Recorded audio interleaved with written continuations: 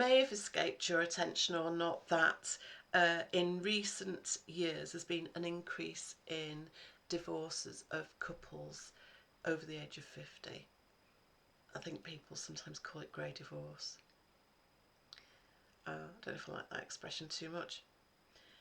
But over half of those divorces were from marriages that lasted over 2 decades. I was one of those statistics. Maybe you are. And what I want to help with in this video, if you can stick with this video, you will learn how it's possible to tap into an incredible amount of transformative growth after the trauma of the divorce. If you're feeling lost and uncertain about what to do after this very traumatic experience, then luckily you're in the right place, because it doesn't have to be the end. It can be the beginning of a new life, a much happier life. Hello, I'm Sarah, and I help midlife women become empowered after their divorce and learn how to live a happier life and to live a better life than before.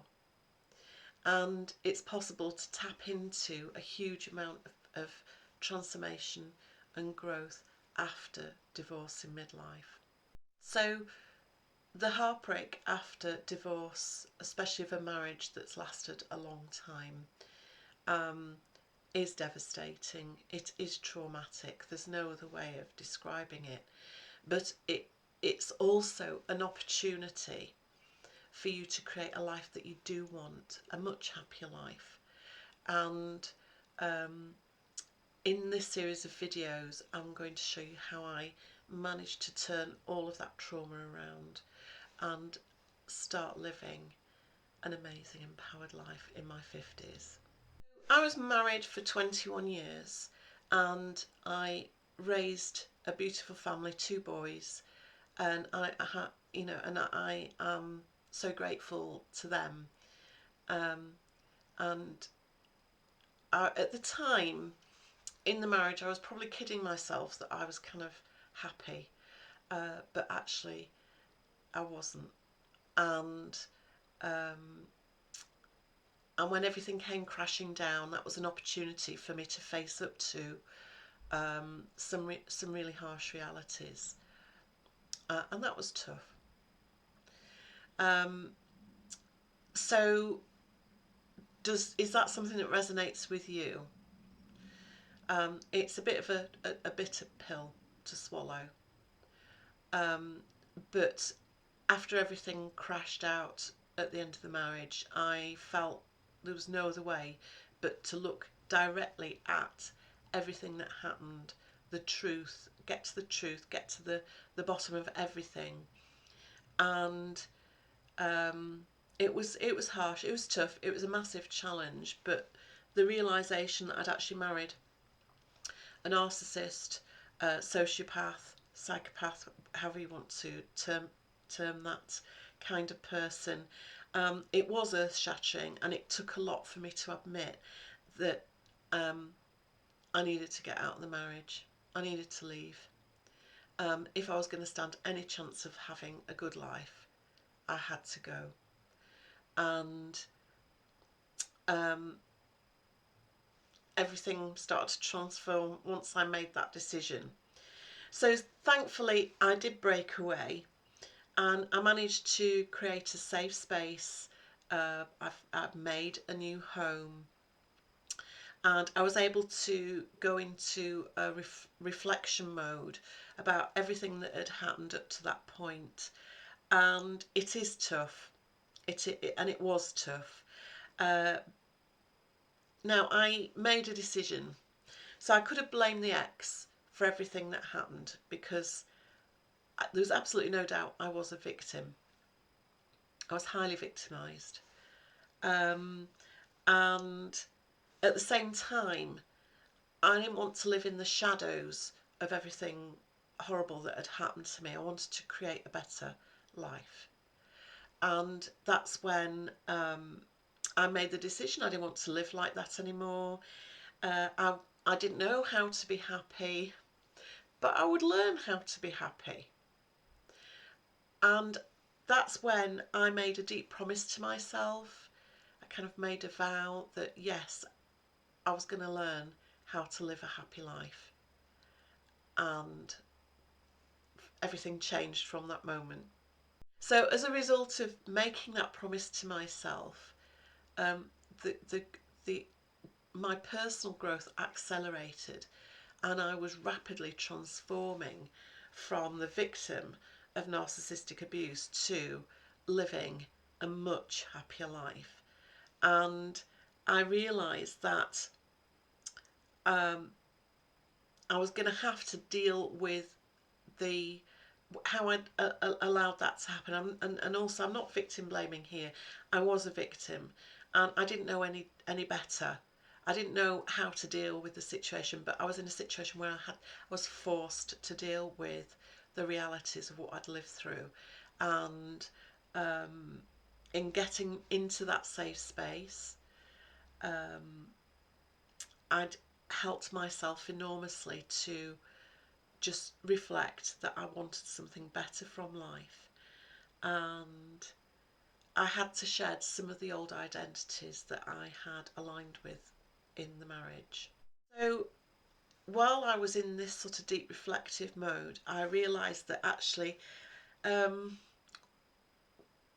although some aspects of the marriage have been happy, the birth of my children and seeing them grow up, there was a lot that was very confusing and very painful, and um, I questioned how I thought that was okay.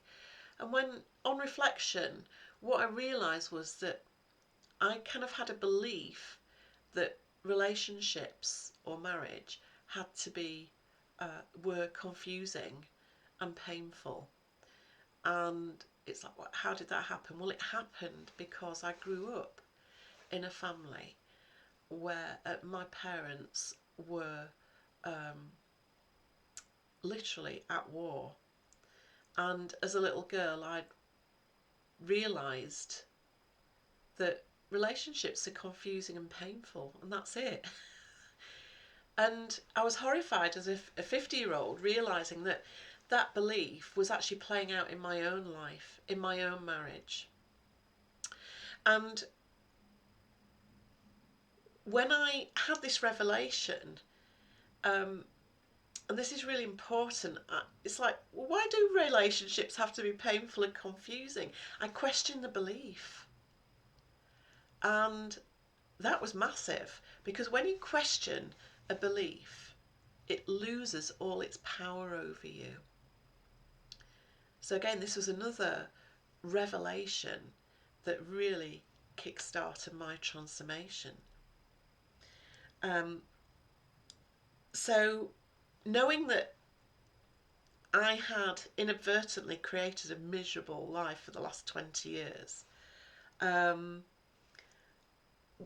kind of turned my attention to the opposite. Well, if I can create a miserable marriage for 20 years, I've got the capacity to create something better. I just have to change my thinking about it. And that's when everything changed. So as a result of realising this, then if I don't want relationships to be confusing and painful, what do I want? And this is the question we all have to ask ourselves. What do we want? If I can choose what I want, what do I want? And that led to me exploring all sorts of possibilities. And it gave me a sense of optimism that I could begin to create what I wanted in my life. And it might have taken, 20 years of heartbreak and trauma to work this out, but it did. What we call in the there's an expression in the UK, the penny dropped. Okay, so what are good relationships then? Again, I didn't know how to be happy. I was going to learn how to be happy. I didn't know what good relationships were, but I'm going to find out. And yeah, so I felt optimistic and empowered that I could actually work this thing out. And I did. What I didn't realise though was that I never put a time scale on my recovery. I just allowed my thinking, allowed my mind to process certain things and and go to the places that were difficult and question things. And it was this process that unlocked this incredible amount of growth after my divorce at the age of 50. So, very early on at the beginning of my recovery, I realised that my past beliefs about relationships and about marriage were not working. And if we needed to see evidence, it was our car crash of a marriage, right? So, those beliefs that we had just were completely wrong. But I also realised that I could change my beliefs about relationships, which was the light bulb moment. And I also decided that even if I didn't know how to be, I was going to learn how to be happy. That was a vow I made to myself. I'm done with all of this heartbreak and trauma and victimhood. I'm done with it and I want to live a happy life. And then once I'd given that some thought and made those decisions, I started to begin to think about what I wanted from life and from relationships. And the rest they say is history. So let me know, what opportunities have you been able to create for yourself in your life after divorce? I'd love to know. Let me know in the comments. And if you'd like to know more about how we can supercharge our transformations after divorce in midlife, then check out my videos here and here. And I'll see you in the next one.